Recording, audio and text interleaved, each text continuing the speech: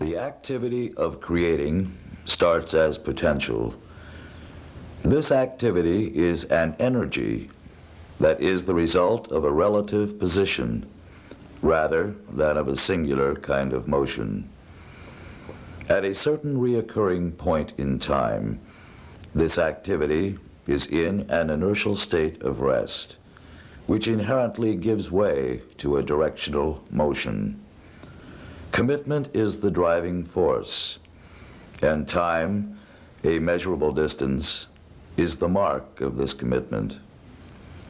Through the duration of this activity, a pattern surfaces that plots a circular route of change that occurs as a state of assimilation, gives way to a transitional state of hesitancy, and then to a charged state of thought, finally returning to an attitude of absorption.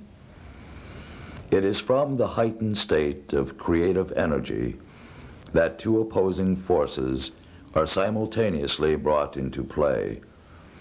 The centrifugal force focuses, intensifies, and condenses the ability of the mind to concentrate. The centripetal force causes the superfluous to be thrown off, diluted and dispersed into the surrounding space. At this point, a place has been opened in the mind that is free from distraction. It is a place where past historical and experiential information exerts little influence on the chemistry of the moment. History rescinds its grip as the mind combines fragments and particles from the present into constructed things, mixtures waiting to be decoded and deciphered. This is as close as we get to a clean slate, a clear space where a kind of pure thought presides. This frame of mind is communicated indirectly by the situations which surround it, ideas and images circumscribing a negative space. It is from here, this special place in the mind, that the exploration begins. John Dalton, the father of modern atomic theory, was a man of regular habits. Every day for 57 years, he walked out into the countryside of his native Manchester, England, one of the major centers for the development of the Industrial Revolution. He was interested in the things that characterize the surrounding landscape, such as water, marsh gas, and carbon dioxide. He measured the rainfall, the temperature, and the air daily, and compiled this information systematically in a tabular record. This was an unusually laborious and uninteresting enterprise in this climate. Nothing whatever came of all that massive data, but out of the one searching, almost childlike question that he asked himself about the weights of elemental particles that enter into the construction of simple chemical compounds came modern atomic theory.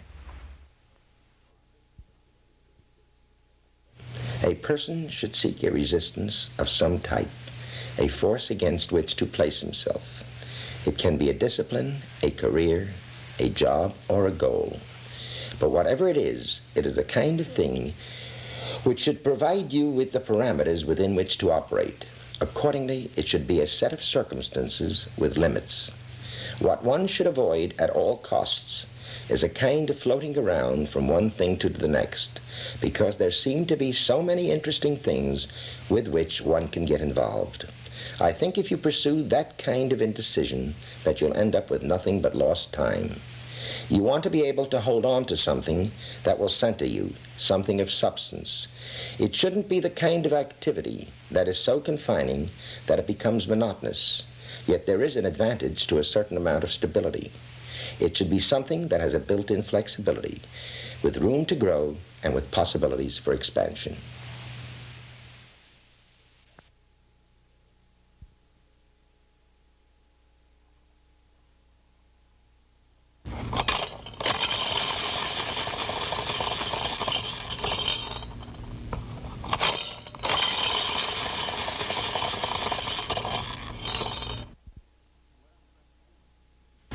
Okay, what I'm trying to do is get this thing to stop so that the shot is readable. I see. And the problem seems to be, well, anyway, what's happening is that every time it stops, it's favoring one side, so it's upside down. Yeah, huh? And so what I need to know is if it's going to be possible to tilt the table or something so we can get it to favor the other side. So when we go to do it, it will come out right. Well, that's possible, but I think that All we need is to have somebody you'll be better put off in some if kind we of book or try something like that yeah. under the I know table that sounds and tilt okay, it up. If there's somebody but around, for the sake of timing, well, why don't we? Hey, why don't you just turn it around? Huh.